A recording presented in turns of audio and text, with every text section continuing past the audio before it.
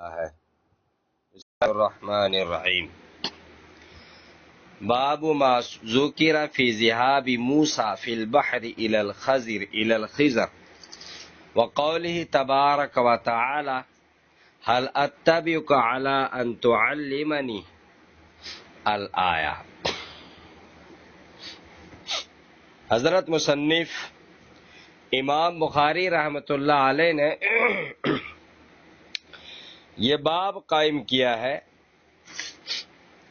اور اس باب سے حضرت مصنف کا مقصد یہ بیان کرنا ہے کہ تحصیل علم کے لیے اگر ضرورت پڑے تو سمندر کا سفر بھی کرنا پڑ جائے تو سمندر کا سفر بھی آدمی تحصیل علم کے لیے کر گزرے کر لے۔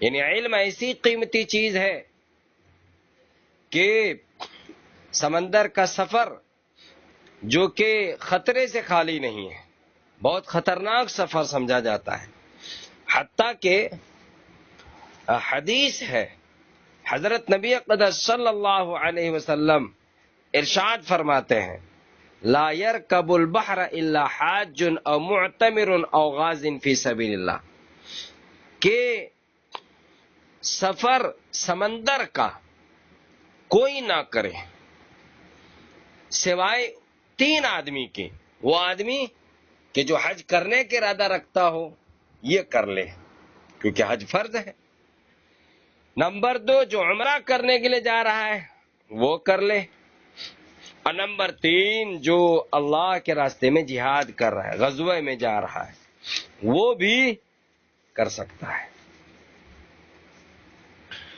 تو اس حدیث کی وجہ سے گویا کسی کو یہ شبہ ہو سکتا تھا کہ سمندر کا سفر کرنا علم کی طلب کے لیے، علم حاصل کرنے کے لیے کیا جا سکتا ہے کہ نہیں کیا جا سکتا ہے۔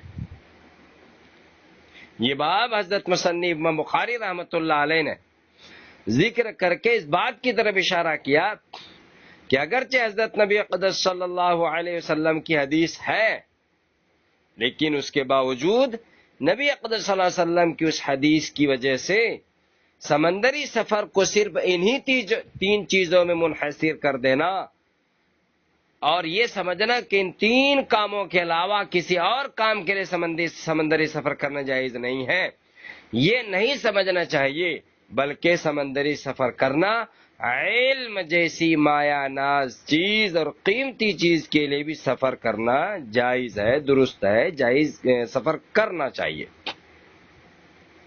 ٹھیک ہے، مصنف رحمۃ اللہ علیہ یہی بات بتلانا چاہتے ہیں۔ اسی طریقے سے دوسرا مقصد یہ بھی ہو سکتا ہے کہ مصنف رحمۃ اللہ علیہ یہ بات بتانا چاہتے ہوں کہ چھوٹی عمر اور بڑی عمر جس عمر کا بھی آدمی ہو، حتیٰ کہ اگر قوم کا سردار بھی بن گیا ہو، یہاں تک کہ اگر نبی بھی بن گیا ہو، تب بھی اس کو علم کی طلب کے لیے کوشاں رہنا چاہیے، علم کی طلب میں لگا رہنا چاہیے۔ تو یہ ہے اس باب کا مقصد کہ تحصیل علم کے لیے سمندر کا سفر کرنا جائز ہے، سفر کر سکتے ہیں، یعنی کبھی علم کو حاصل کرنے کے لیے سمندری سفر کرنا پڑے تو وہ بھی کر لیں۔ شروع دور میں سمندر کا سفر بہت زیادہ خطرناک سمجھا جاتا تھا، بغیر انجن کے کیا کہتے ہیں یہ جہاز، پانی والا جہاز، اور کیا کہتے ہیں صرف پردے اور کپڑے کے سہارے سے یہ بوٹیں ہوا کے رحم و کرم پر چلا کرتی تھی، کبھی ڈوب جاتی تھی، کبھی کہیں سے کہیں یہ گاڑی نکل جاتی تھی۔ اسی لیے ہم نے ابھی آپ کو حدیث سنائی کہ حاجی یا غازی یا عمرہ کرنے والا، یہ حدیث مشکات میں ہے اور بخاری میں بھی ہے کتاب الجہاد میں۔ تو اس سے پتہ چلا کہ آدمی کو سمندری سفر نہیں کرنا چاہیے۔ ٹھیک ہے، تو یہاں یہی بتلا دیا کہ نہیں، سمندری سفر کرنا علم کی تحصیل کے لیے جائز ہے، کیونکہ علم بھی ایک نہایت اہم ضرورت ہے۔ حضرت موسیٰ علیہ السلام نے حضرت خضر علیہ السلام سے ملاقات کے لیے پہلے خوشی کا سفر کیا، اور پھر ان کے ہمراہ، ان کے ساتھ، یعنی حضرت خضر علیہ السلام کے ساتھ سمندر کا سفر کیا، اور یہی علمی سفر تھا۔ اس لیے حضرت بخاری رحمۃ اللہ علیہ نے یہاں پر تقدیم و تاخیر کی ہے، الی الخضر، جو کہ حقیقت میں مقدم ہے، اس کو بعد میں لایا ہے، اور فی البحر کو دیکھ کے پہلے لایا ہے۔ باب ما ذکر فی ذہاب موسیٰ فی البحر الی الخضر، بحر کو پہلے لائے کیونکہ سمندری سفر ہی کو بتلانا مقصود ہے کہ بحری سفر کرنا علم حاصل کرنے کے لیے جائز ہے، اسی لیے فی البحر کو پہلے لایا ہے۔ اور حضرت موسیٰ علیہ السلام کا جو قصہ ہے سورۃ الکہف میں تقریباً 2 رکوع میں آیا ہے۔ یہاں حدیث کا صرف اتنا ہی ٹکڑا ذکر کیا گیا ہے کہ جس کا سمندری سفر سے تعلق ہے، سمندری سفر کا جس ٹکڑے میں ذکر ہے۔ واقعی کی ابتدا اس طریقے سے ہوتی ہے کہ ایک مرتبہ حضرت موسیٰ علیہ السلام اپنی قوم میں تقریر کر رہے تھے، وعظ و نصیحت فرما رہے تھے، اور ایسی وعظ و نصیحت کی کہ سب لوگوں کی آنکھیں ڈبڈبا گئیں، آنسو نکل آئے، دل پگھل گئے۔ لوگوں نے پوچھا ایسے موقع پہ کہ حضرت جب آپ ایسی تقریر کر رہے ہیں کہ جیسی بات ہے معلوم نہیں، وہ علمی گتھی سلجھا رہے ہیں کہ جو بڑوں کے لیے بھی ممکن نہیں ہے، تو آپ یہ بتائیے کہ اس وقت اس زمانے میں سب سے بڑا عالم کون ہے؟ تو حضرت موسیٰ علیہ السلام نے ارشاد فرمایا میں ہوں۔ موسیٰ علیہ السلام کا جواب بحیثیت نبی، میں ہوں سب سے بڑا عالم، یہ کہنا بالکل صحیح تھا، لیکن اللہ تعالیٰ کو یہ جواب پسند نہیں آیا، یہ جواب پسند نہیں آیا۔ فوراً وحی آئی کہ میرا ایک بندہ دور دریاؤں کے سنگم پر ہے، اور وہ آپ سے زیادہ علم رکھتا ہے، آپ سے زیادہ جاننے والا ہے۔ موسیٰ علیہ السلام نے عرض کیا خدایا مجھے اس کا نشان بتا دیجیے۔ اللہ تعالیٰ نے پھر ایسا ہی کیا، ان کو نشانات بتا دیے، اور یہ بتایا کہ ایک مچھلی لو، دریا کے سنگم پر جہاں مچھلی گم ہو جائے وہاں پر وہ بندہ ملے گا۔ چنانچہ حضرت موسیٰ علیہ السلام مچھلی لے کر کے نکلے اور سفر شروع کیا، اور آگے کیا کہتے ہیں، آگے باب آ رہا ہے اسی صفحے صفحہ نمبر 17 کے آخر میں، باب الخروج فی طلب العلم ورحل جابر بن عبداللہ، وہاں پر حضرت موسیٰ علیہ السلام کی یہی والی پوری روایت آ رہی ہے، اور یہاں پر مکمل روایت نہیں ہے۔ ٹھیک ہے، اب یہ سمجھیے کہ حدیث میں مجمع البحرین کا تذکرہ آتا ہے، تو تحفۃ القاری والے نے لکھا ہے کہ مجمع البحرین کی تعین مشکل ہے، اور وہ ارشاد فرماتے ہیں کہ اگر یہ واقعہ مصر کے زمانے میں پیش آیا ہے تو سوڈان میں خرطوم شہر کے پاس جہاں دریائے نیل کی 2 شاخیں ملتی ہے وہ جگہ مراد ہے۔ اب یہ چیزیں جو ہے اس وقت چونکہ کیا کہتے ہیں موبائل کا زمانہ ہے، اور موبائل میں میپ ہوتا ہے، روڈ میپ، سڑک میپ، گاؤں اور علاقوں کا میپ، تو یہ میپ سے سمجھنے کی چیز ہے، مگر تو وہاں وہ جگہ مراد ہے، یہ بعض کا قول ہے، مگر جمہور مفسرین کا خیال یہ ہے کہ یہ واقعہ وادی سینا کی اسارت کے زمانے کا ہے، کہ جب وادی سینا میں قید کیے گئے تھے اس زمانے کا یہ واقعہ ہے۔ چنانچہ بحر قلزم کی 2 شاخیں خلیج عقبہ اور خلیج سویج، جہاں یہ دونوں شاخیں ملتی ہے وہ جگہ مراد ہے، جس کو کیا کہتے ہیں نہر سویج بھی بولتے ہیں، یہ جہاں پر غزہ اور فلسطین اور کیا کہتے ہیں اسرائیل، اور ایک طرف جو مصر ہے اگر آپ کے نقشہ ذہن میں ہے تو وہاں پر کیا کہتے ہیں وہ جگہ مراد ہے۔ وہیں پر وادی سینا ہے جس کو خلیج سویج، خلیج عقبہ وغیرہ بولتے ہیں، اور خلیج سویج، نہر سویج سے اس کو ابھی بھی یاد کیا جاتا ہے۔ تو اس سفر میں تو یہ مجمع البحرین کی تعین بعض لوگوں نے کی ہے۔ اب یہ جو حضرت موسیٰ علیہ السلام نے سفر کیا حضرت موسیٰ علیہ السلام کے ساتھ ان کے خادم یوشع ابن نون بھی تھے، اور دونوں کے دونوں یعنی حضرت موسیٰ علیہ السلام اور حضرت موسیٰ علیہ السلام کے خادم یوشع بن نون منزل بمنزل سفر کرتے ہوئے آگے بڑھتے رہے، یہاں تک کہ مجمع البحرین پر پہنچ گئے، اور ایک پتھر تھا وہیں پر حضرت موسیٰ علیہ السلام سر رکھ کر کے اس پر سو گئے اور تھوڑی دیر کے لیے آرام کرنے لگے۔ اب اتنا ہی ہونا تھا کہ مچھلی والا تھیلا وہ دونوں وہیں بھول گئے، اور یہ بھی یاد رکھیے کہ جو مچھلی تھی یہ مچھلی کھانے کے لیے نہیں تھی، بلکہ بطور علامت کے تھی کہ جہاں وہ مچھلی گم ہو جائے وہیں وہ بندہ خدا ملے گا۔ ان حضرات کے روانہ ہونے کے بعد مچھلی زندہ ہو کر کے سمندر میں چلی گئی، اور جس راستے سے گئی تھی وہاں سرنگ کی طرح کیا کہتے ہیں کوئی گیلی مٹی ہو اور اس میں ہاتھ آدمی گھسائے، تو ہاتھ آدمی جب اندر گھساتا ہے تو کیسے ہاتھ کی طرح گڈھا اور سرنگ سا بن جاتا ہے، تو اسی طریقے سے مچھلی جب سمندر میں گئی ہے، پانی میں گئی ہے، تو اسی طرح سرنگ بناتے ہوئے مچھلی گئی ہے، یعنی چاروں طرف وہاں پر پانی جم گیا ہے برف کی طرح۔ کس کی طرح؟ برف کی طرح۔ تو اس طریقے سے مچھلی سمندر میں چلی گئی۔ حضرت نبی اقدس صلی اللہ علیہ وسلم ارشاد فرماتے ہیں کہ موسیٰ علیہ السلام کو اس وقت تک تھکن محسوس نہیں ہوئی جب کہ وہ منزل مقصود سے آگے نہ بڑھ گئے۔ جب حضرت موسیٰ علیہ السلام منزل مقصود سے آگے بڑھ گئے تب ان کو تھکان محسوس ہوئی، اور آگے بڑھے تو تھکان محسوس ہوئی۔ موسیٰ علیہ السلام نے ناشتہ مانگا تو خادم نے کہا کہ حضرت جب ہم اس چٹان کے پاس ٹھہرے تھے تو میں اس مچھلی کو بھول گیا، یہ کیا کہتے انہوں نے کہا، اور مچھلی عجیب و غریب طریقے سے سمندر میں چلی گئی۔ تو موسیٰ علیہ السلام نے کہا کہ بھائی ہمیں تو وہی چاہیے تھا۔ چنانچہ ابھی یہ بات ہو ہی رہی تھی کہ وہیں پر دیکھا کہ ایک آدمی کیا کہتے ہیں لیٹا ہوا ہے، اور پتا چلا کہ یہ وہی خضر ہے۔ تو حضرت موسیٰ علیہ السلام نے وہاں سلام کیا، اور سلام کرنے کے بعد کیا کہتے ہیں انہوں نے کہا کہ کون موسیٰ؟ انہوں نے کہا کہ میں اسرائیلی موسیٰ ہوں۔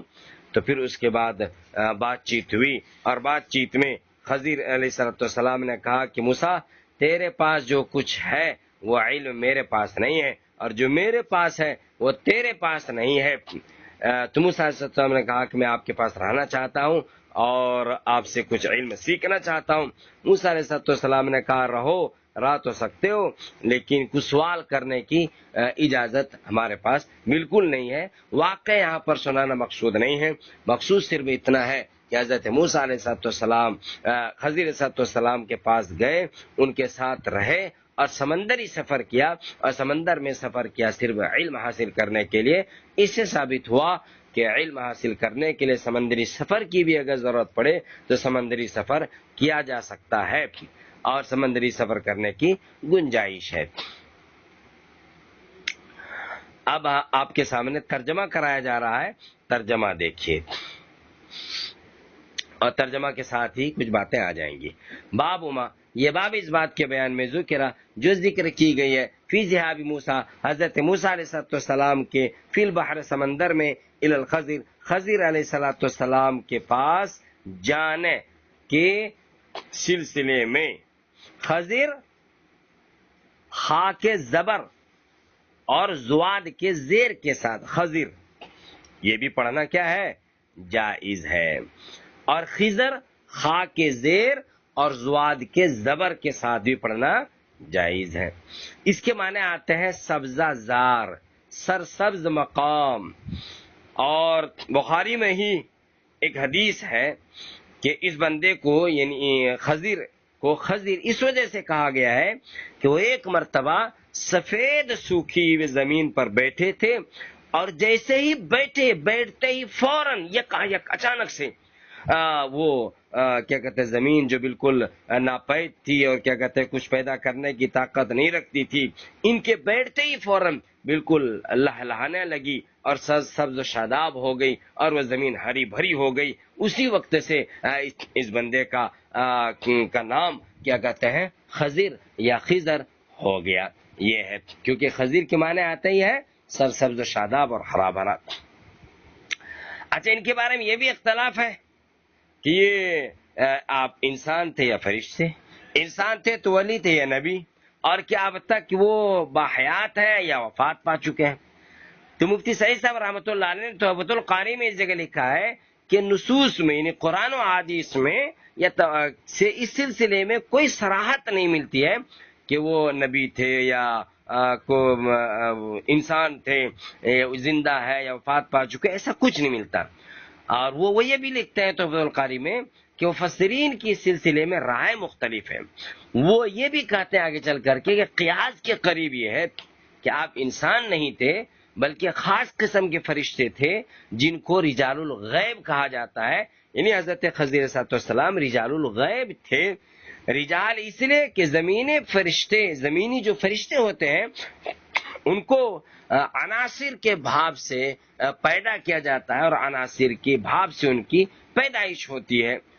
آسمانی فرشتوں کی طرح نور سے پیدا نہیں ہوتے، اس لیے یہ کیا کہتے ہیں رجال ہے۔ اور غیب اس لیے ہے کہ وہ عام طور پر نظر نہیں آتے، نگاہ اور نظروں سے غائب ہیں، کیونکہ لطیف مادہ سے پیدا ہوتے ہیں اور لطیف مادہ نظر نہیں آتا، دکھتا نہیں ہے، اس لیے ان کو رجال الغیب کہتے ہیں۔ یہ تحفۃ القاری میں مفتی سعید صاحب رحمۃ اللہ علیہ نے نقل کیا ہے۔ ٹھیک ہے یہ اچھا، یہاں پر ہے فی ذہاب موسیٰ علیہ السلام کے جانے کے بارے میں، اگرچہ حدیث میں آ رہا ہے، چلیے وہیں پر وہ بات آ جائے گی۔ وقول تبارک و تعالی، اور اللہ تعالیٰ کا فرمان، هل اتبعک علی ان تعلمنی مما علمت رشدا، یہاں پر تو نہیں ہے پوری آیت، صرف اتنے سے ہے هل اتبعک، کیا میں آپ کی پیروی کر سکتا ہوں، کیا میں آپ کے نقش قدم پر چل سکتا ہوں، یعنی کیا میں آپ کے ساتھ رہ سکتا ہوں، علی اس شرط پر کہ آپ مجھے علم سکھا دیں، علم بتلا دیں۔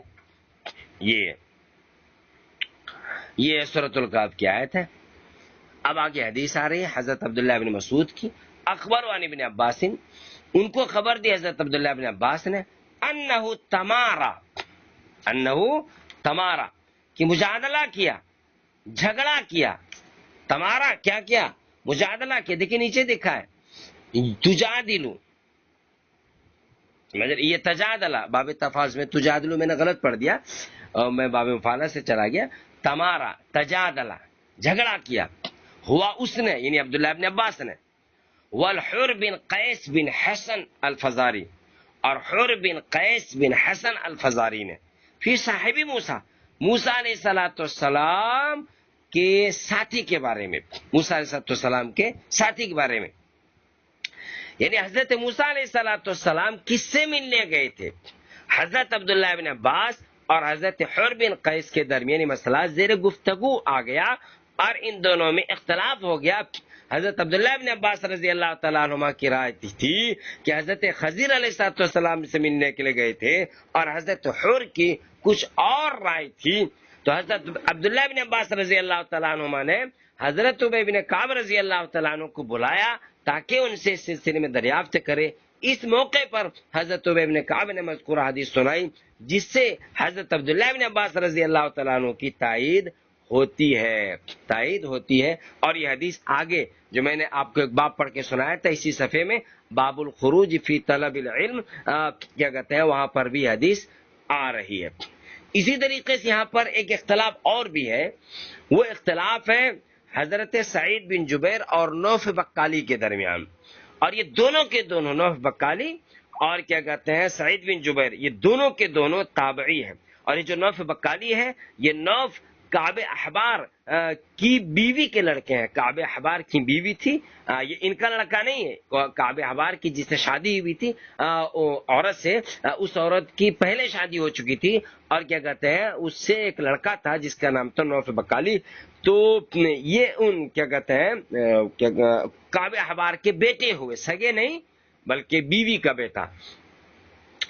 تو ان کے درمیان یعنی سعید بن جبیر اور نوف بقالی کے درمیان، نوف بقالی یا بکالی یا بکالی بکالی اس طرح اس کو پڑھا جاتا ہے، تو اختلاف یہ تھا کہ قرآن مجید میں جس موسیٰ کا واقعہ آیا ہے وہ مشہور پیغمبر حضرت موسیٰ علیہ السلام ہے جن کے والد کا نام عمران ہے، یا کوئی اور موسیٰ ہے۔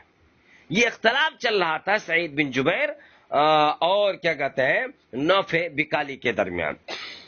سعید بن جبیر رحمت اللہ علیہ کہتے تھے کہ بھائی وہ بنی اسرائیل والے پیغمبر حضرت موسیٰ تھے جن کے والد کا نام کیا ہے؟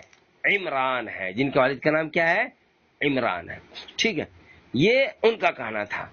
حضرت سعید بن جبیر، جبیر جیم سے، ٹھیک ہے، سعید بن جبیر رحمت اللہ علیہ کا یہ کہنا تھا.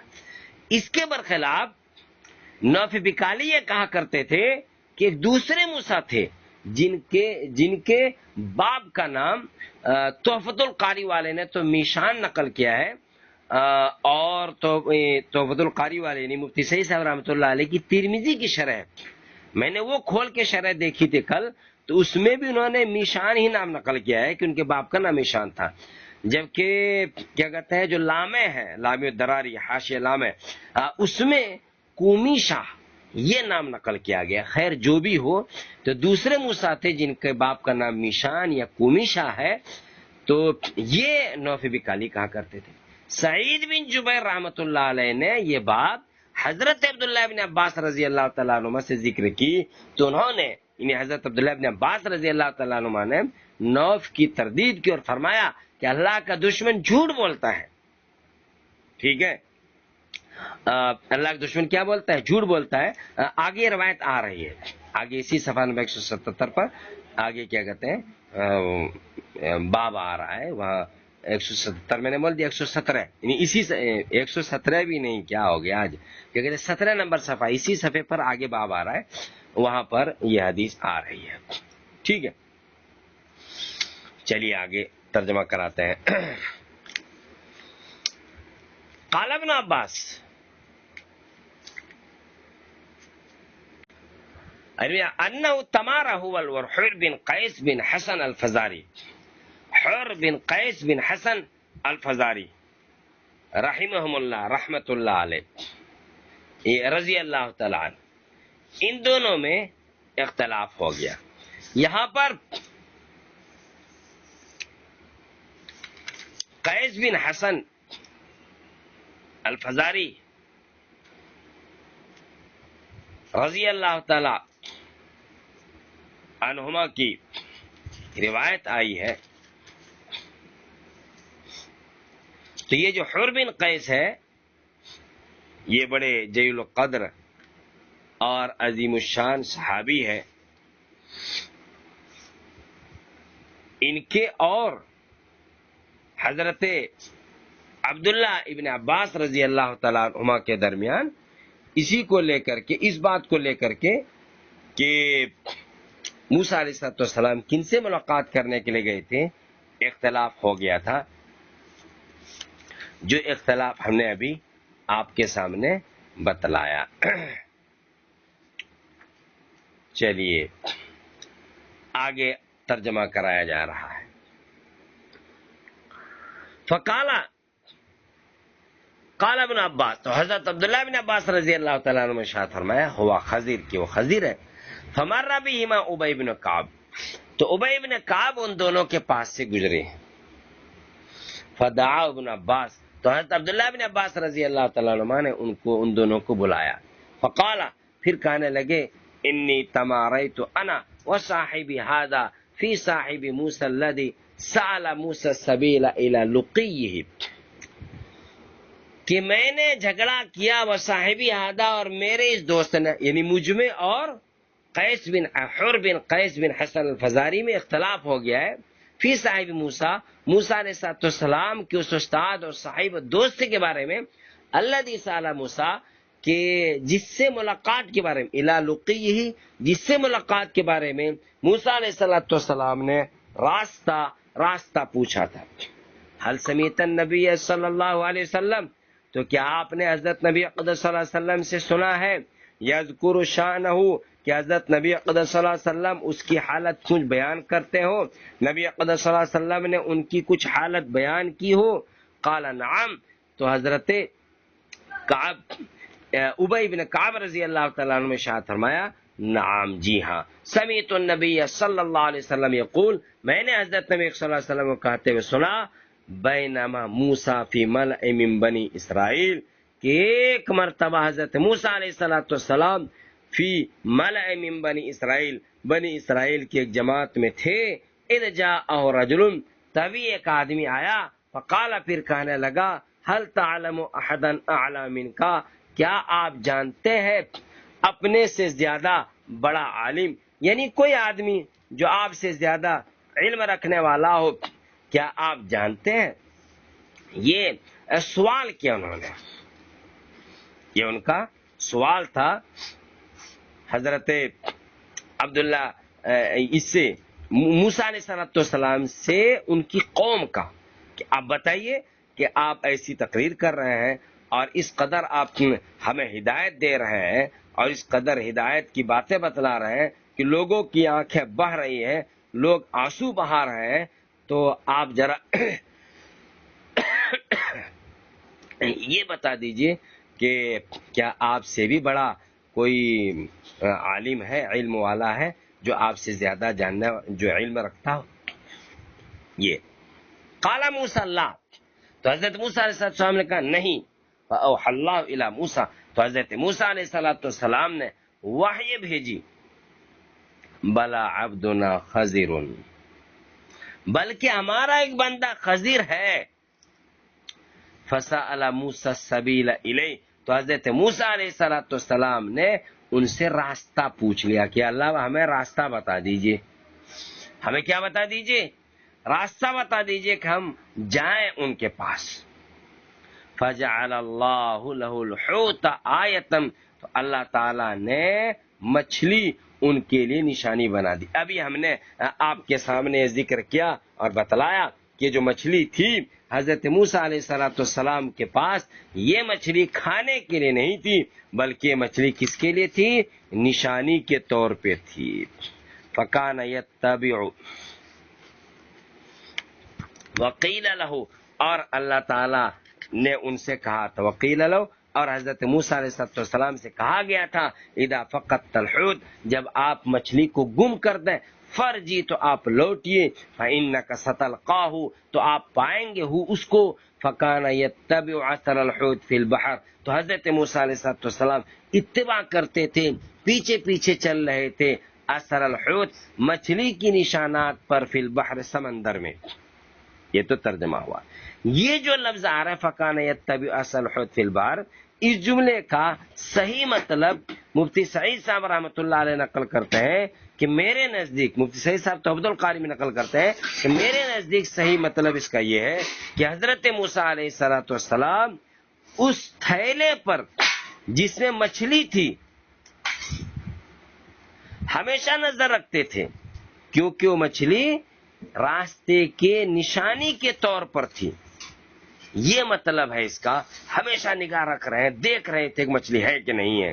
بعض حضرات نے اس کا یہ مطلب بیان کیا ہے کہ مچھلی تھیلے میں سے نکل کر سمندر میں چلی گئی اور سمندر میں سرنگ بناتے گئی، تو حضرت موسیٰ علیہ السلام اور ان کے خادم دونوں اس سرنگ میں داخل ہو گئے اور کسی جزیرے میں پہنچ گئے، وہاں حضرت خضر علیہ السلام سے ملاقات ہوئی۔ یہ بعض کا قول مفتی سعید صاحب رحمۃ اللہ نے نقل کیا ہے، اور نقل کرتے ہوئے لکھتے ہیں یہ بات بعض کا کہنا صحیح نہیں ہے، اور وہی بات صحیح ہے کہ حضرت موسیٰ علیہ السلام بار بار اپنے تھیلے کو دیکھتے تھے کہ مچھلی ہے کہ نہیں ہے۔ اور یہ آگے بھی کیا کہتے ہیں چل کر کے حدیث آ رہی ہے۔ فقال لموسیٰ فتاہ، تو حضرت موسیٰ علیہ السلام سے ان کے خادم، ان کے نوجوان نے، یعنی حضرت یوشع ابن نون جو موسیٰ علیہ السلام کے بعد ان کی قوم کے نبی بنے، انہوں نے پوچھا، ارأیت اذ اوینا الی الصخرۃ فانی نسیت الحوت، ارأیت، آپ مجھے بتلائیے کیا آپ بھول گئے؟ اذ اوینا، جب ہم نے پناہ لی تھی الی الصخرۃ، چٹان کے پاس، کہاں پر؟ چٹان کے پاس جب ہم گئے تھے تو فانی نسیت الحوت، تمہیں مچھلی بھول گیا، وما انسانی، اور مجھے نہیں بھلایا، الا الشیطان، مگر شیطان نے، ان اذکرہ، کہ میں اسے یاد دلا دوں۔ مفتی سعید صاحب رحمۃ اللہ علیہ اس جگہ تشریح کرتے ہوئے ارشاد فرماتے ہیں کہ حضرت موسیٰ علیہ السلام کے جو خادم ہے انہوں نے یہ کہا کہ میں بھول گیا ہوں، میں کیا ہوں، بھول گیا ہوں۔ یہ خادم کا حسن ادب ہے کہ بھولنے کی نسبت انہوں نے اپنے طرف کی، مخدوم کو، بڑوں کو اس میں شامل نہیں کیا۔ اگرچہ سامان کی حفاظت کی ذمہ داری صرف خادم کی ہی نہیں ہوتی ہے، بلکہ مخدوم کی بھی کچھ نہ کچھ ذمہ داری ہوتی ہے، بڑے کی بھی کچھ نہ کچھ ذمہ داری ہوتی ہے، کچھ ذمہ داری کا خیال کرے اور اپنی ذمہ داری سمجھ کر کے اپنے سامان کی حفاظت کرے، اس کی بھی ذمہ داری ہوتی ہے۔ لیکن یہ حسن ادب ہے کہ اس غلطی کو اپنے ساتھ جوڑ لیا، اور چھوٹوں کی یہی جیت ہے کہ بڑوں کے سامنے اپنے آپ کو ہار جائے۔ اور آگے کیا کہا؟ شیطان ہی نے مجھے بھلا دیا کہ میں اس کو یاد کروں۔ وما انسانی الا الشیطان ان اذکرہ، یعنی میں غفلت کی وجہ سے نہیں بھولا، بلکہ کمبخت شیطان نے مجھے بھلا دیا، اور ایسا بھلا دیا کہ اس پورے وقت تک اس بات کا خیال نہیں آیا، یہاں تک کہ حضرت موسیٰ علیہ السلام نے کہا کہ بھائی اسی جگہ ہمیں تلاش تھی، اسی جگہ کی ہم تلاش کر رہے تھے، وہی مقام ہماری منزل ہے، ہمیں وہیں رک جانا تھا۔ چنانچہ دونوں پھر کیا ہوئے، اپنے نشان قدم پر پیچھے مڑے، پیچھے چلے، اور کیا کہتے ہیں وہیں پر پہنچ گئے جہاں پر حضرت خضر علیہ السلام سے ان دونوں کی کیا ہوئی، ملاقات ہوئی۔ سمجھ رہے؟ تو یہ جو حضرت یوشع ابن نون ہے، حضرت موسیٰ علیہ السلام خادم خاص تھے، اور پھر موسیٰ علیہ السلام کے بعد یہ پیغمبر اور ان کے بعد خلیفہ ہوئے۔ چنانچہ مجمع البحرین میں پہنچ کر بڑے پتھر پر کے نیچے آب حیات کے ایک چشمہ تھا، حضرت موسیٰ علیہ السلام وہاں سر رکھ کر کے سو گئے تھے، اور اتنے ہی میں وہ مچھلی سمندر میں چلی گئی تھی۔ یہ تو موسیٰ علیہ السلام نے جاگنے کے بعد پھر پوچھا کہ ہمیں تو پھر وہیں جانا ہے بھائی جہاں مچھلی گم ہو گئی تھی۔ الٹے پاؤں لوٹے، اور جیسے ہی لوٹے اور جب اس مقام پر پہنچے تو دیکھا کہ وہ بندہ مرد خدا حضرت خضر علیہ السلام لیٹا ہوا ہے۔ موسیٰ علیہ السلام نے سلام کیا، انہوں نے سلام کا جواب کے بعد کہا کون؟ تو انہوں نے کہا کہ موسیٰ، کہا کہ موسیٰ ابن عمران، کہا کہ جی موسیٰ ابن عمران۔ تو یہ کیا کہتے ہیں واقعہ ہے جو بتایا گیا۔ وما انسانی ہوں، اور میں نہیں بھولا ہوں، الا الشیطان، مگر شیطان نے مجھے بھلا دیا، ان اذکرہ، کہ میں اس کو یاد دلاؤں۔ قال ذالک ما کنا نبغی، تو موسیٰ علیہ السلام نے کہا ذالک وہ، ما وہی ہے، کنا نبغی جو ہم تلاش کر رہے تھے۔ فرتد علی آثارہما قصصا، تو دونوں کے دونوں چلے علی آثارہما، اپنے قدم کے نشان پر، قصصا ڈھونڈتے ہوئے، فوجد خضرا، تو حضرت خضر علیہ السلام کو پایا، فکان من شانہما، تو ان دونوں کا واقع، ان دونوں کی شان، ان دونوں کی حالت ما وہی ہے، قص اللہ تعالی فی کتابی، اللہ تعالی نے جو بیان کیا ہے اپنی کتاب میں۔ یہ حضرت موسیٰ علیہ السلام کا یہاں واقع آیا، پھر ایک باب چھوڑ کر کے اور پھر ایک مرتبہ آ رہا ہے، انتظار کیجئے، کچھ باتیں اگر رہ گئی ہوں تو وہاں پر وہ بات انشاءاللہ آ جائے گی۔ 2 باب چھوڑ کر کے باب آ رہا ہے۔ باب قول النبی صلی اللہ علیہ وسلم اللہم علمہ الکتاب،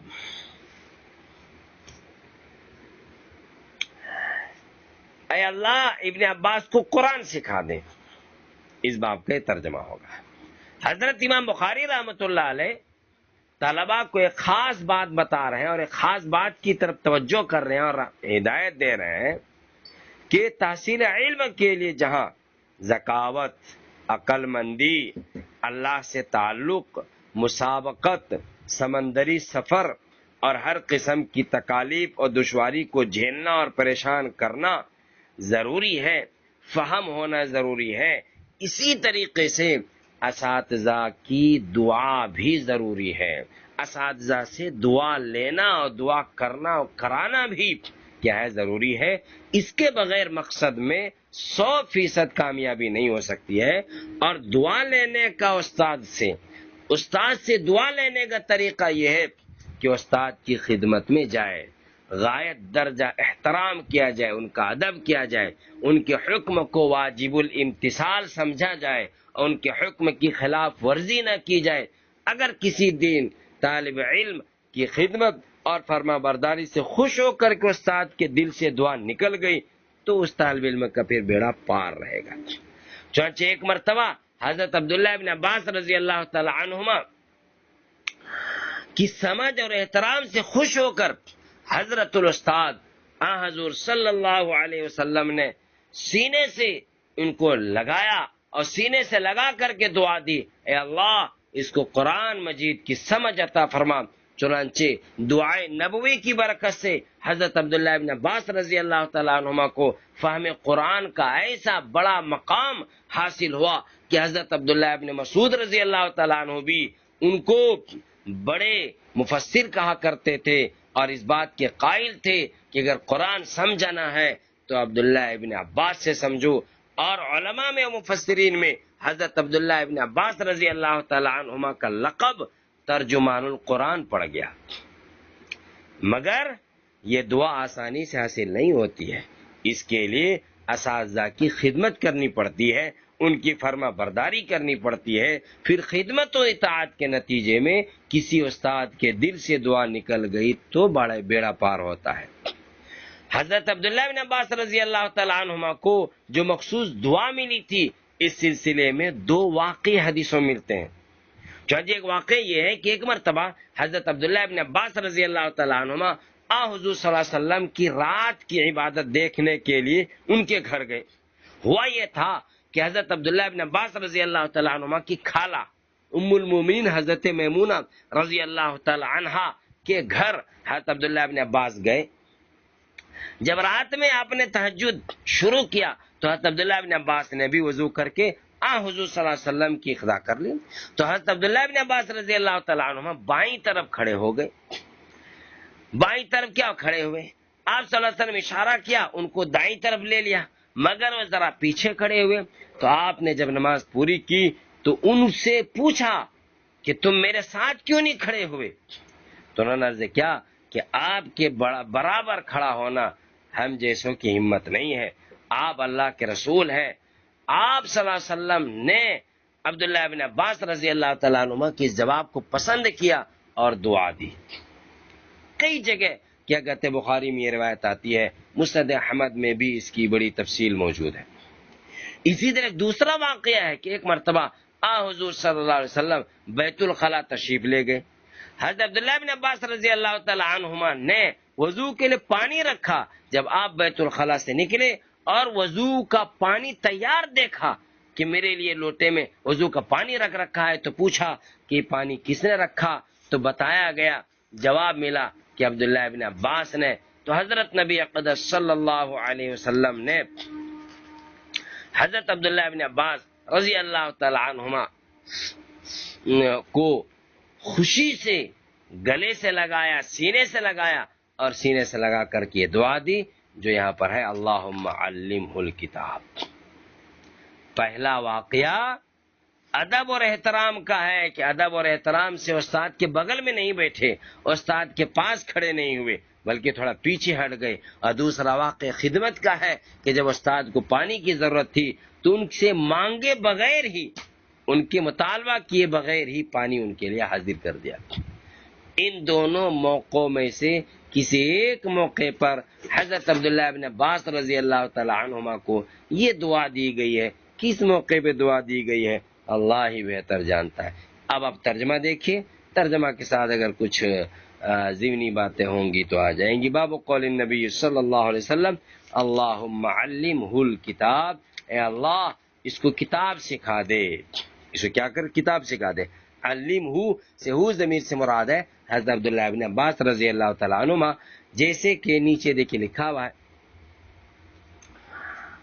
حدیث ہے عن ابن عباس رضی اللہ تعالیٰ عنہما، حضرت عبداللہ بن عباس رضی اللہ تعالیٰ عنہما سے منقول قال کہتے ہیں ضمنی رسول اللہ صلی اللہ علیہ وسلم، کہ حضرت نبی اقدس صلی اللہ علیہ وسلم نے مجھے سینے سے لگایا، وقال اور کہا اللہم علمہ الکتاب، اے اللہ اس کو کتاب سکھلا دے، اے اللہ اس کو کتاب سکھلا دے۔ یہ باب ختم ہو گیا، اگلا باب آ رہا ہے غور سے سنیے. بابن متا یصیح سماع الصغیر. سماع الصغیر سماع الصغیر. تحمل حدیث کے لیے کتنی عمر ضروری ہے؟ کتنی عمر ضروری ہے؟ تو سمجھنا چاہیے ایک ہے حدیث بیان کرنا اور ایک ہے حدیث سیکھنا. تعلیم شروع کرنے کے لیے، حدیث سیکھنے کے لیے، علم پڑھانے کے لیے عمر کی کوئی قید نہیں ہے. جب بھی بچے میں شعور آ گیا، سمجھ پیدا ہو گئی، تو بس اس کی تعلیم شروع کرا دی جا سکتی ہے. عام طور پہ بچے میں 5 سے 6 سال میں یہ شعور پیدا ہو جاتا ہے کہ اس کو سمجھ میں آتا ہے کہ کتاب کیا چیز ہے، میں کیا چیز ہوں، امی ابا کیا چیز ہے. اس طرح سمجھ اس میں پیدا ہو جاتی ہے. مسجد مدرسہ کیا ہے، اتنا اس کو سمجھ میں آتا ہے. اسی طریقے سے تحمل حدیث کے لیے بھی عمر کی کوئی قید نہیں ہے. جب بھی شعور پیدا ہو جائے حدیث پڑھ سکتا ہے. لیکن بات ہے حدیث پہنچانا. یہ تو تحمل حدیث اور تعلیمی حدیث کا ہم نے بتلایا. حدیث پہنچانا اس کو بولتے ہیں کیا؟ ادا. اس کو کیا بولتے ہیں؟ ادا. تحمل حدیث اور ادائے حدیث. تحمل حدیث کے لیے تو کوئی عمر طے نہیں ہے. جب بھی بچے میں شعور آ گیا تو بچہ کیا کر سکتا ہے؟ علم اور حدیث سیکھ سکتا ہے، پڑھ سکتا ہے.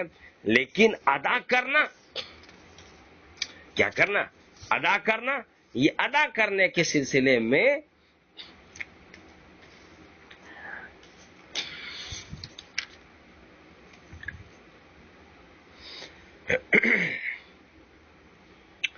جو تحمل ادا ہے، یعنی ادا کرنا ہے، تو کہتے ہیں کہ اس کے لیے بھی تقریباً کوئی وقت نہیں ہے. لیکن عامتاً بالغ ہونے کے بعد ہی کیا کرے آدمی؟ جبکہ اس میں عقل آ جائے، سمجھ آ جائے، بلوغ کے بعد وہ استاد بنے اور دوسروں کو کیا کرے؟ حدیث پہنچائے. اس کے بغیر نہیں. نصر الباری والے لکھا ہے کہ باب میں جو حدیثیں آ رہی ہے ان حدیثوں سے یہ معلوم ہوتا ہے کہ تحمل حدیث کے لیے بالغ ہونا شرط نہیں ہے. اگر بچپن میں کوئی حدیث سنی اور وہ یاد ہے اور بلوغ کے بعد بیان کر رہا ہے تو وہ قابل قبول سمجھی جائے گی، وہ حدیث قبول ہوگی. اور وہ کہتے ہیں اس لیے کہ حضرت عبداللہ بن عباس، نعمان بن بشیر، عبداللہ بن زبیر اور بھی کئی سارے وہ کم عمر صحابی ایسے ہیں کہ جو حضور اقدس صلی اللہ علیہ وسلم کی جب زندگی تھی وہ بحیات تھے، یہ لوگ نابالغ تھے، مگر ان کے حدیث کو عمر کے متعلق استفسار کیے بغیر، عمر پوچھے بغیر تمام امت نے قبول کیا. خصوصاً عبداللہ بن زبیر، نعمان بن بشیر کو، کہ ان کی عمر وفات کے وقت جب نبی صلی اللہ علیہ وسلم کی وفات ہو رہی تھی تقریباً 10 سال یا اس سے بھی کچھ کم. تو اس لیے تحمل حدیث کے لیے کوئی عمر نہیں ہے. البتہ ادائے حدیث کے لیے عمر ہے کہ بھائی بالغ ہونے کے بعد وہ استاد بنے، بالغ ہونے کے بعد حدیث کیا کرے؟ پہنچائے. اس کو یاد رکھے، اس کو کیا کہتے ہیں آدمی کو سمجھنا چاہیے. اگرچہ بعض لوگوں نے یہاں پر کہا ہے کہ 5 سال کم سے کم عمر ہونی چاہیے تحمل حدیث کے لیے، لیکن ایسے کوئی شرط نہیں ہے. دیکھیے اب آپ ترجمہ دیکھیے. سب سے پہلی حدیث حضرت اللہ بن عباس کی رضی اللہ تعالیٰ عنہ کی. قالا کہتے اقبلت راکبا علی حمار اتان انا وانا یومئذ قد ناہزت الاحتلام. کہ میں اقبلت سامنے آیا. اقبلت میں کیا ہوا؟ سامنے آیا.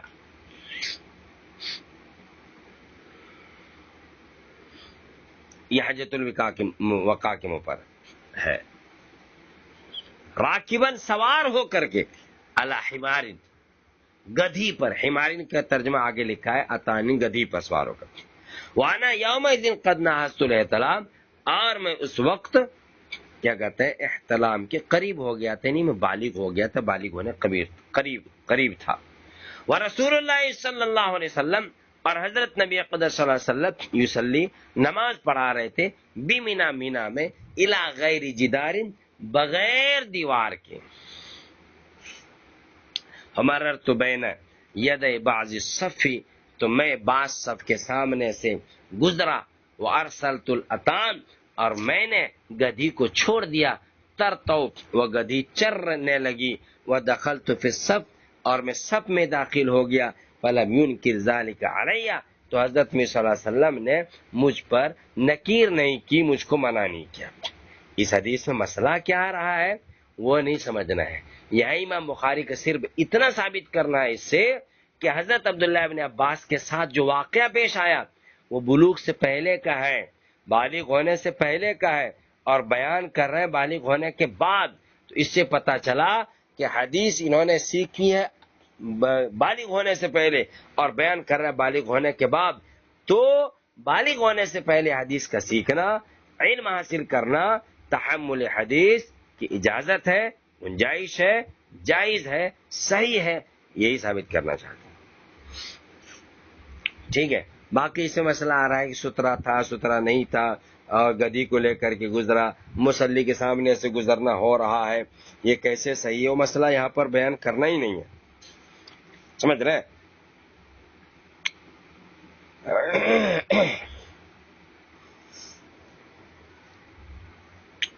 اس کے بعد دوسری حدیث دیکھیے. دوسری حدیث محمود بن ربیع، محمود بن ربیع یا محمود بن ربیع. محمود بن ربیع زیادہ منقول ہے، اور محمود بن ربیع ہی کو اکثر لوگوں نے صحیح کہا ہے. اسی لیے دیکھیے ربیع کے نیچے لکھا ہے سمیع، کہ ربیع سمیع کے وزن پر. محمود بن ربیع قال، کہتے ہیں عقلت من النبی صلی اللہ علیہ وسلم، کہ میں نے سمجھا حضرت نبی اقدس صلی اللہ علیہ وسلم سے مجتن، مجتن، مجتن، مجتن کو میں نے کیا کہتے ہیں؟ مجتن کے معنی تھے کلی کرنا. منہ میں پانی لیا اور منہ میں پانی میں لے کر کے جب منہ سے وہ پانی پھینکیں گے جس کو بولتے ہیں کلی، اس کیا بولتے ہیں؟ کلی. مجہا فی وجہی، جو نبی اقدس صلی اللہ علیہ وسلم نے میرے چہرے پر کلی کی. یہ نبی صلی اللہ علیہ وسلم نے اپنے منہ میں پانی بھرا، اور منہ میں پانی بھرنے کے بعد وہ پانی منہ میں لیا ہوا میرے چہرے پر ڈال دیا. یہ کلی نبی صلی اللہ علیہ وسلم نے مجھ پر کی، یہ مطلب میرے چہرے میں کی. وَأَنَا ابن 5 سنین، اور میں اس وقت 5 سال کا تھا. من دلوین، من دلوین، یہ جو من دلوین ہے، یہ من دلوین کا تعلق مجتن، مجہا سے ہے. ٹھیک ہے، اس سے تعلق ہے. یہ انا ابن 5 سنین، اس سے تعلق نہیں ہے.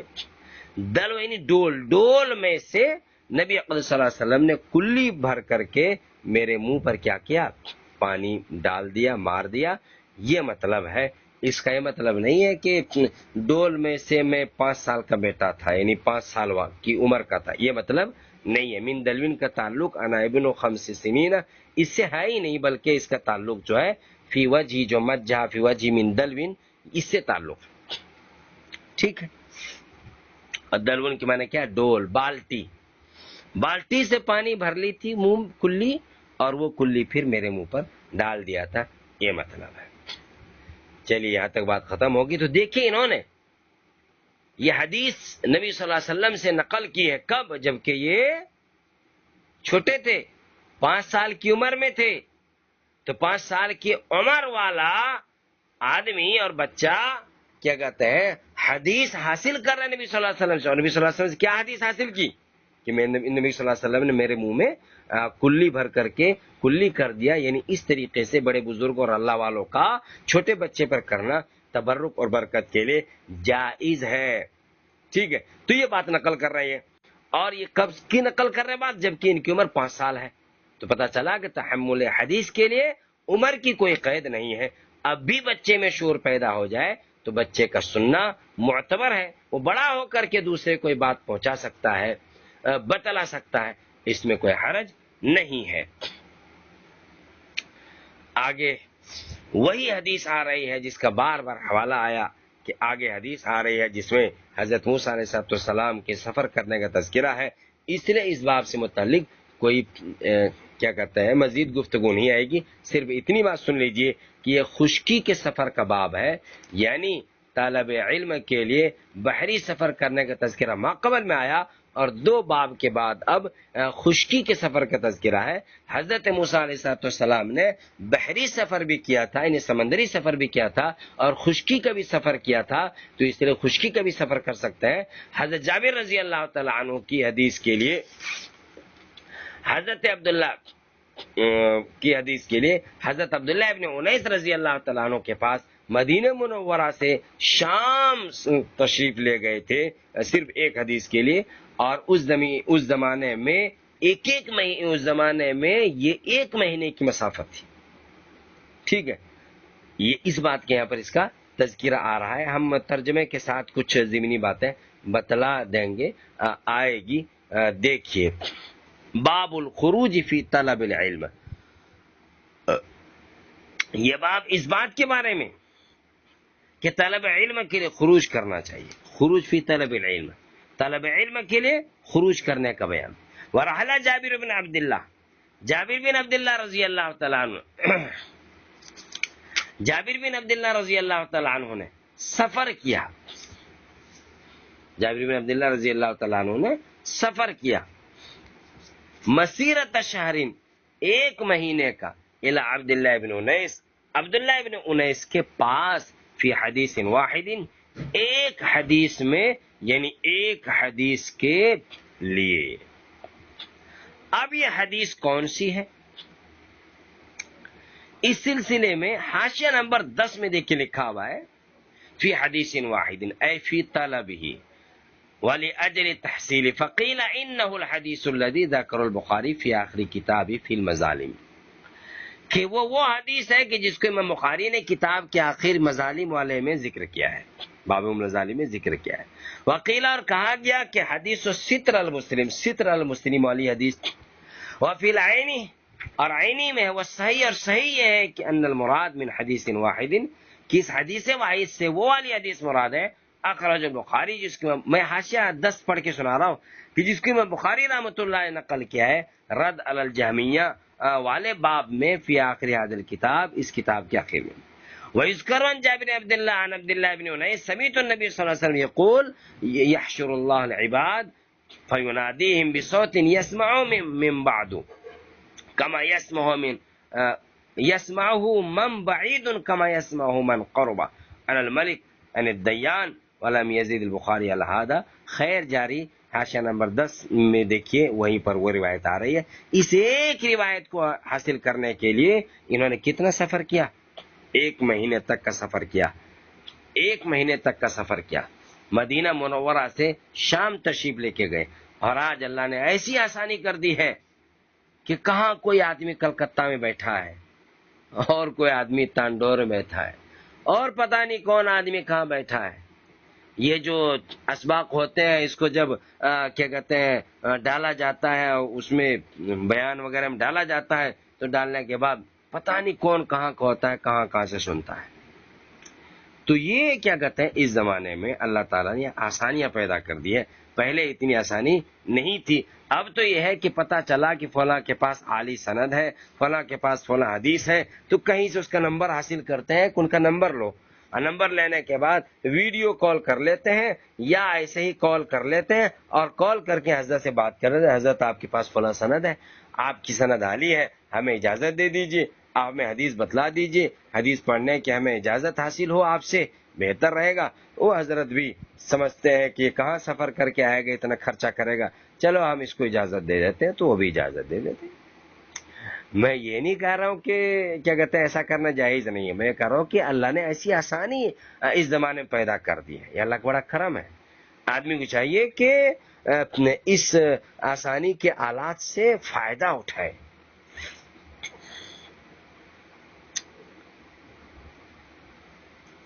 الادب المفرد میں حضرت بخاری رحمۃ اللہ علیہ نے یہ جابر بن عبداللہ رضی اللہ تعالیٰ عنہ سفر کرنے کا واقعہ، اسی طرح حضرت محمد رحمۃ اللہ علیہ نے، ابو یعلا نے اپنی مسند ابی یعلا میں اس حدیث کو نقل کیا ہے، جس کا حاصل یہ ہے کہ حضرت جابر رضی اللہ تعالیٰ فرماتے ہیں کہ مجھے یہ خبر ملی تھی کہ ایک صحابی کے پاس ایسی حدیث ہے کہ جسے انہوں نے براہ راست حضور اقدس صلی اللہ علیہ وسلم سے سنا ہے، تو میں نے اونٹ خریدا اور کچاوا کسا اور 1 ماہ کی مسافت طے کر کے ملک شام جا دھمکا، پہنچ گیا، وہاں پر حاضر ہو گیا۔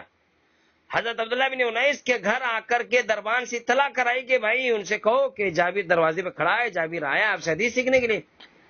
دربان نے واپس آ کے دریافت کیا کہ آپ جابر بن عبداللہ ہیں؟ تو جابر بن عبداللہ کہتے ہیں کہ میں نے دربان سے کہا جی ہاں میں وہی جابر بن عبداللہ ہوں۔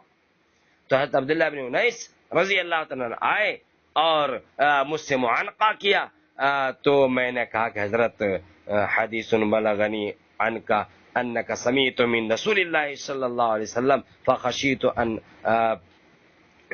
امرت قبل ان اسمعه اموت فخشیت ان اموت، میں یہ دیکھ کے پڑھ رہا تھا خشیت ان اموت قبل ان اسمعه، کہ کہیں میں آپ سے حدیث سننے سے پہلے نہ مر جاؤں، اس لیے کیا کہتے ہیں آپ مجھے یہ حدیث بتا دیجئے۔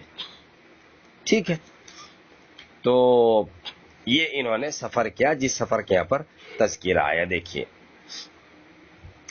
یہاں پر ایک مسئلہ ہے کہ علو سند کے لیے سفر کرنا، چونچہ نصر البانی والے نے کیا کہتے ہیں ایک واقعہ میں لکھا ہے کہ علو سند اونچی بنانے کے لیے میر سید شریف رحمۃ اللہ علیہ نے بڑا لمبا چوڑا سفر کیا ہے، متقدمین نے خوب محنت کی ہے، مشقتیں برداشت کی ہیں، اور یہ تو ایک حدیث ہے، ایک حدیث کے لیے لوگ اتنا لمبا لمبا سفر کرتے تھے۔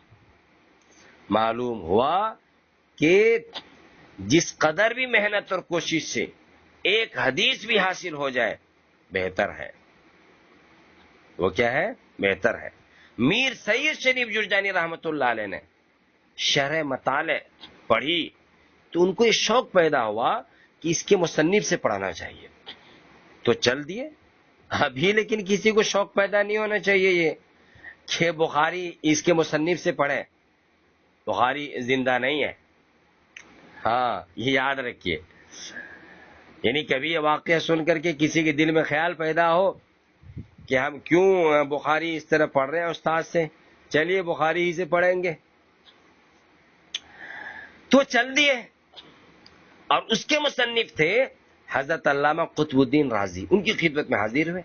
وہ اس وقت اس قدر ضعیف ہو چکے تھے کہ بھویں اٹھا کر کے ان کو دیکھنا پڑتا تھا۔ پوچھا انہوں نے بھائی تم کون ہو؟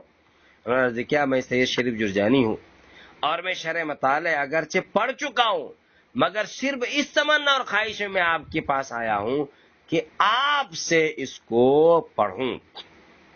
تو انہوں نے حضرت علامہ قطب الدین رازی رحمۃ اللہ علیہ نے جواب دیا کہ میں بوڑھا ہو چکا ہوں، میں بالکل ضعیف ہو چکا ہوں، تم جوان ہو اور تم اس جوانی میں جتنا علم چاہتے ہو میں اتنی باتیں نہیں بتا سکوں گا، تمہیں تسکین نہیں ہوگی۔ ہاں میرا ایک شاگرد ہے، روم میں ہے، روم یعنی اس وقت کا اٹلی، اس کا نام مبارک شاہ ہے، تم اس کے پاس چلے جاؤ، اس کا پڑھانا گویا میرا ہی پڑھانا ہے۔ یہ اٹلی کا سفر کیے، روم پہنچے اور سارا پھر قصہ بیان کیا۔